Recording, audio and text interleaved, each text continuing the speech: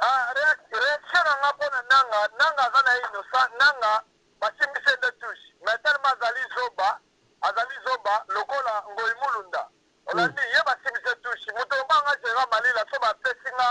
ponse ya kozala président ya seni na umoya yaniki one kokomplike nga te papa kokomplike ngai te makambo nyonso ezomona ya deja kokomplike nga te bino bajournaliste kokomplikaka bato boye nalingi tokomplike ngai sikoyo soki kabila leki soki lelo sadaka leki réaction kozala nini ozomona ngo te papa olingo tuna nga lisusu okomplike ngai soki kabila leki soki sadaka leki réaction kozala nini moto nyonso soki nanga apiblie sadari tous les bana Congo oyo tu aza na province nyonso ya Kinshasa oyo tu aza na capitale na bacommune na baquartier en tout cas ezali ke soulèvement populaire.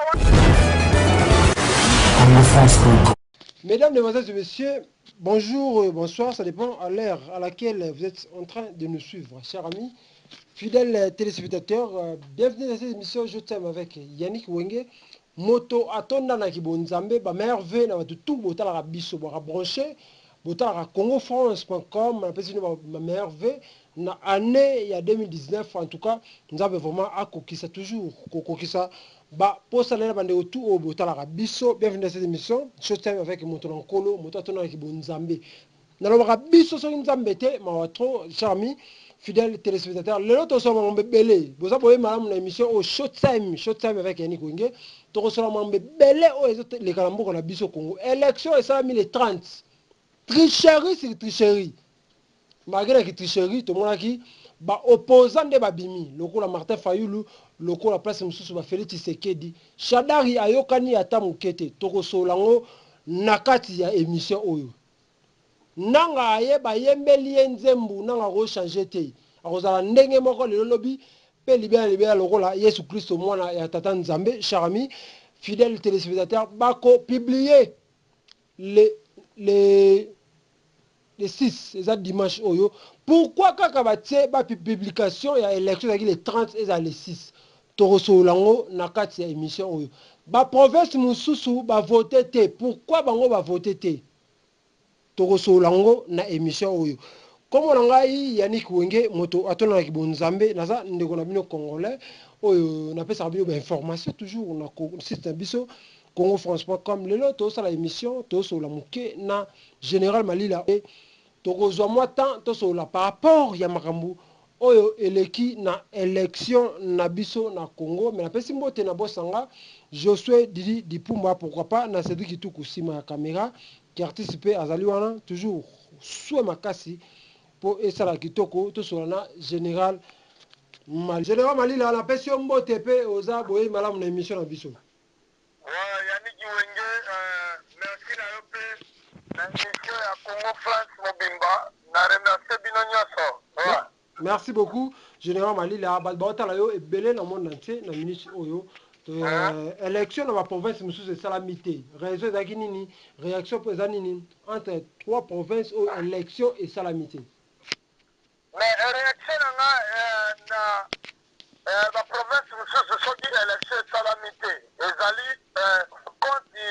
rendu à mauvais gouvernement au eza na Congo ya Hippolyte Kanambe enfant de la rue enfant bata parce que aza na responsabilité te ya ko organiser ma élection dans toutes les provinces. Voilà. Il y a un moment que ici comme sur l'élection salamité. C'est ça. Mais Mouton a un président de la République. On a eu un Congo. A un moyen, une capacité, il y a organiser l'élection dans toutes les provinces et dans toutes les capitales du Congo. Merci beaucoup. Tout le monde présence ya nanga. Na ba centre ya oyo ya ba vote wana ba yembele ba nzembo ndire présence na ezaki indésirable réaction na yo eza nini réaction na pona nanga za na innocent nanga basimbise nde touche mais tellement azali zoba lokola ngoi mulunda olandi ye basimbise touche moto mbanga jera malila so bapesinga ponse ya kozala président ya seni na umoya parce que nazali na engagement ya tous les Congolais na mutu nanga na minute oyo akomi tantôt plutôt aloba vérité to aloba masangi olandi donc nazoka mpe azosenga baintervention oni edeye mpona publication avant l'image olandi atire ye sécurité na ye parce azosala eloko eza na motema na ye te azosala eloko oyo kanambe azolinga asala po atia nani dauphin na ye po agarde ye toujours na pouvoir po ye kanambe ndenge sue na ye ezali ke soki dauphin na ye abimi ye akozala lokola président ya sénat apres président ya sénat akoboma sadari apesa abomi sadari na ndenge constitution mboka elobi soki président akufi il faut président ya sénat aremplace atondi lisusu mais sikoyo peuple congolais de atwane mayele donc matro mais sikoyo na basondage partout ata awa na biso na Afrique du Sud tomonaki na SBC bakomi na élection esalamaki le 30 donc Félix Tshisekedi aza le premier Fayulu le deuxième troisième ezali entre Mokia Sadar aza quatrième sikoyo nayebi te réaction eza nini ndenge élection esalami boye bapesi jour ya publication eza le 6 ekozala transparence mpe apaiser to ekozala mwa mayuya na kati ngai mpo na ngai biso suwe na biso ezali ke tolongola kanambe ezala Félix azwi kolaka die na sepeli na te poudre na mutu lokola moto azwi diplôme d'état ezala Martin Fayulu azwi na te poudre na mutu lokola azwi diplôme d'état mpo na ngai suwe na ngai le régime de kanambe dégage dans les médias bosoki Shadar azwi donc soki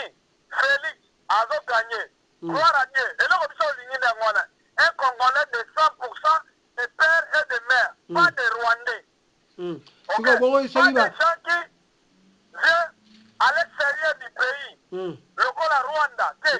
tolingi yango te towana bato ebele baotanga baklasse kuna bana klasse ebele ya ba-IBDP ya bauniversité ya campus oyo basili baklasse bakozwa mpe poste wana olandi donc toza na mposa barwandais te bakontige biso po moto okola nga général malina nakozwa président ya Congo Brazzaville te koza mboka na nga te olandi donc ndenge ezali wana nanga apiblie na ye kaka ke moto oyo azwi tozala bango le 6 po soki apiblie ka Shadari nasoke makili etangi na Congo tosolola général Malila yo osala analyse tosolola nga na yo ngai komona ngai Yannick Wenge est-ce que toza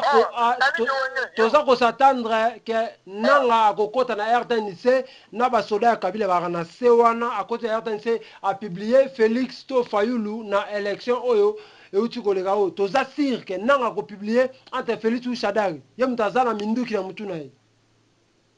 koza na munduki elobi eloko po munduki wana eza biso eza mbongo ya Congo eza munduki ya ye te eza mbongo na ye te Kabila zi mbongo wana Kabila yaki na babuti ya mbula oyo Laurent Désiré Kabila papa wana alokoteli biso na nzela ye moto apesi biso makambo lelo tozala nango tozala na basitation oyo po alokoti mwana balabala na nzela mwana oyo apa bata mwana azangi tata na mama alokoti na nzela ayele na ye na babuti ya mbula na Congo ti aye koboma ye azwa pouvoir donc minduku wana eza ya biso soki apiblie soki baose nanga sokonela nanga aose kopiblie Shadari il y aura des morts au Congo il y aura des sangs au Congo donc ye problème na ye ezali na monoko na ye il faut apiblie kaka entre Fayulu o Félix Tshisekedi mwana mboka ya 100% c'est ça. Merci beaucoup, Général Malila. Madame Nichoyo, Kabila a aussi refoulé journaliste moko il y a Belgique, a aussi refoulé hier, tout le monde qui a l'éli. L'invité réaction est Zanini. Papa, la sécu, il y a refoulé le journaliste. Mais, mon bout de passe à la gamme, papa Nangaï. On dit, ma professeur Maloba, il faut mettre un tel au liboso, il faut mettre un cima. Alors, il y a refoulé naïe. A refoulé journaliste en France. Oh, journaliste moi Belgique, il y a Belge. Mais si quoi, mais bagage, mais là mutu ba dirigeant monde. On a dit sécurité na yé, elle qui sécurité ya Donald Trump te eleki sécurité ya Macron te donc bakoboma ye anytime nde babomaki Laurent Désiré Kabila papa wana ya zoba olandi donc réaction yanga ezali ke mutu abomami na molilo aleki na mayele donc mindele mutu aboma papa ya Kabila olobi mindele nde mutu aboma papa ya Joseph Kabila yo kalisi mpona kokota na kati ya ndako ya président de la république oboma yo kasi eza jete eza kwanga na likayabu te omoni donc mutu aboma Laurent Désiré Kabila aza en vie abima mpe akokata brazzaville akenda olandi ndenge moko sor na ye kozala mpo bato bakoboma ye batuka oyo aza na bango wana mpo bakomisa soda oyo aza na ye nsima grande corps na ye milliardaire mpo bakomisa milliardaire elobi eloko te mundele akokomisa grande corps na ye milliardaire mpe bomi ye mpe ndenge baboma Laurent Désiré Kabila. Ok, merci beaucoup Général Malila. Tobeta lisolo na minute oyo tozokende déjà le 6 yango eza koya dans 2 ou 3 jours oyo bato baolanda biso na émission oyo okoloba nini na bandeko bakongolais oyo batala biso monde entier na minute oyo lelo bakati internet na Congo internet eza lisu te tomoni Trump alobi bafongola internet so bakati réaction eza nini ndenge bakati internet ya Congo réaction yango ezali ke gouvernement ya baimbécile ya baidio ya barwandais basalaka makambo na ndenge na bango kokata internet elingi oloba te ke bazwi pouvoir kokata internet eza yango eloko moko te olandi donc basala eloko te la main de certains imbéciles certains idiots soba ministre information wana akati internet mais na biso ke bainformation eza circule partout dans le monde biso tokotinda bainformation tozozwa na bato ya Congo ata na WhatsApp tokotinda alors réaction Donald Trump ndenge alobi ke bafunga internet donc ezala mambo ya Donald Trump ndenge ayebisi bango basala so basali mpe te etali bango me biso na biso eza kanambe dégage alors soki nalobi na yo boye moi je suis le fils de général Malila Makende de la compagnie de la révolution tozalaka mpe tobandaka mpe korégné pendant 32 ans olandi 32 ans o Kabila asali yango te olandi donc soki nanga un concert l'imbécile les idiots nanga le fumer de chanvre et le Kimbuta et le Zakari et le Lambert Mende soki baose kopublie Shadari ndeko ya mama Sifa oyo talaka kombo Shadari biso ozala bashadari te biso tozala baboketu premier tozala baodombo bakombo baba Judith Lwemba tozala ba Stéphanie Malila tozala bapolitine Malila tozala bafani Malila olandi tozala bashadari te olandi tozala bashadari te tozala bavitar Kamere te donc ce sont les Rwandais. Merci beaucoup. Merci beaucoup. Général Malila, tomolaki sango azaki kokengela ba vote azaki lokwa voix spécial ya CPI azaki kokengela vote o esalami le 30 Kabila tindi batu baboma ye pona kobomba vérité o elekaki journée le 30. Réaction ya yo ezani. Mais réaction nga sali toujours au moni peuple congolais papa Tshisekedi alaki to se prendre en charge. Alors eloko papa Tshisekedi atikeli biso mbongo te po alesaka mutu moko te mais ayisa biso kaka le peuple congolais prenez-vous en charge. Alors na minute oyo il faut se concentrer to prenez-nous en charge. Olandi tozo makambo Congo na maboko na biso so makambo Congo lata yo olandi ye atindi bato baboma nani sango wana mais atindaki mpe bato na Lubumbashi bato idps bakende na Lubumbashi po bacontrole vote mais babengani bango alors nyonso wana balobi pour dent pour dent moto asala mabe somsala mabe Kabila tokende ntina suka papa tozokende na ye ntina suka loba ye abotama na Congo to abotama na hôpital ya Kikambo to abotama na Ngalema to abotama na nini na Mishoni to abotama soki Kabila wana azali kanambe kutu na obe kabila te po amona balabala atata kabila ni mwana kabila te soki kanambe wana ye aketexi biso tolakise que nous sommes les Congolais de quoi nous sommes capables tokolongole avec force il y aura des sangs so bato bakufa bakufi po le terrain moka bao baotikala batikali. Merci beaucoup. Nabande ndeko tuo bakatali osiko na monde entier ukolo ba mawandika munini pona les 6 oyo nanga ko publier ba élection. Ngai naza mabaloba te toza da toza ya victoire eloko ni ya nini one ko compliquer nga te papa ko compliquer ngai te makambo nyonso ezomona ya deja to ko compliquer nga te bino ba journaliste ko compliquer ka bato boye nalingi to compliquer ngai sikoyo soki kabi aleki soki lelo sadaka aleki réaction kozala nini ozomona ngo te papa olingo tuna nga lisusu ok soki kabila aleki soki sadaka aleki réaction kozala nini moto nyonso soki nanga apublie sadari tous les bana Congo oyo tu aza na province nyonso ya Kinshasa oyo tu aza na capitale na bacommune na baquartier en tout cas ezali ke soulèvement populaire wana nana emonana te parce nanga azobanga kopublie conseil okopesa nanga apublie totala conseil okopesa nanga apublie totala soki aza mobali ataka pantalon ataka costume ndenge alataki wana akaka mpe ceinture biso tozelaka publication ndenge bomona action. conseil général malila akopesa nanga eza nini nana conseil na kopesa ete nana conseil na kopesa na kopesa moto asoba ndenge wana conseil ngana kopesa conseil te ngana wayebisa kaka avec force je suis le fils de général a publié Martin Fayulu dans Félix Tshisekedi. Merci beaucoup. Général Malila, pour finir avec toi, mandat d'arrêt ya Union européenne au bapesi na Chadar Issoka Bimi président de la République ba okangai réaction za ni tomoni RTNC bazo finga Union européenne pesa réaction yaya ba finga mundele te mundela legio ba finga mundele te mundela alegio na tongo alegio sina butu omoni donc babiloko na ba sala wana ba okata ko ba ko mindele te omoni mundela ko si so na minita ko tanga tomona kabila ba bomaki awa na minita ko tanga o balibane o kasi olali mena kole kana na RTNC na bilo ba kole kana mundele so ba bomba lelo bomayo olali donc moni ngambe ayebi tina ine akela na mundele liboso après kokela ko créer noir donc ça mundele liboso toujours na mboka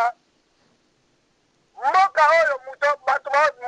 dirigeant c'est les États-Unis. OK. Angleterre. Général Malila tosi sana yo siko kabila che ba soda na Congo partout na quatre coins na ba republier ceux qui va publier Chadari te ou ça soit ba publier Chadari oya ko bima ba soda ba beta e masasi sur place au kufa wana réaction ga ni ba soda ba ebe na Congo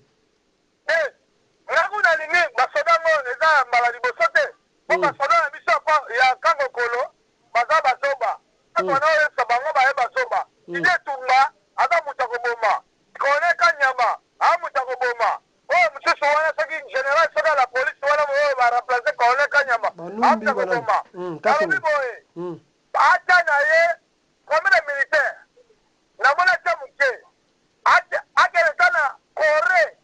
abenga nani président wana ya Corée atinda basoda ebele me mokolo wana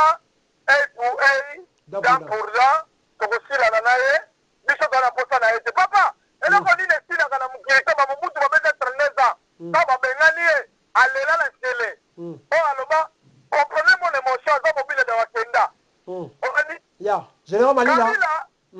kanambe kalashe aye mpe kofote na mwana na ye ya mwasi na ya mobali akati ye kutu suki te mwana moko boye elenga rwandais ali biso na mwasi aza na sida na mwasi akonda aza na bapoison olive lembe baye mpe kofote na yaya moto abombami oyo na bolili aleko na mayele biso koke na kabila kana chien